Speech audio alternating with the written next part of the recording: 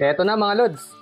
Ayan, 2027 pa yung expiration date nito guys. Sobrang bilis lang nito i-prepare guys, lalong-lalo na pag may microwave oven kayo. 1:1 ratio lang to guys. So kung 1 cup yung shirataki rice nyo, 1 cup din na mainit na tubig. Tapos ipasok nyo sa microwave oven nyo, i-time nyo lang ng 3 to 4 minutes, okay na yun guys.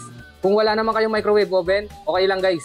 Ganun din lang yung ratio, 1:1. Mainit na tubig rin lang yung lalagay nyo, kaso tatakluban nyo lang. Mga 10 to 15 minutes, okay na yun guys. So kung nagmamadali kayo, okay na okay tong shirataki rice sa inyo mga lods. Or kung busy kayo masyado, gusto nyo kumain ng rice kaagad, okay na okay tong shirataki rice sa inyo guys. Mabilisan lalong-lalo na pag meron kayong microwave oven. 3 to 4 minutes lang, may kanin ka na. 1 kilo nga pala tong kinuha ko. Zero fat, zero sodium, gluten free, FDA approved. Tapos may logo rin siya ng European Vegetarian Union. Check out na mga lods!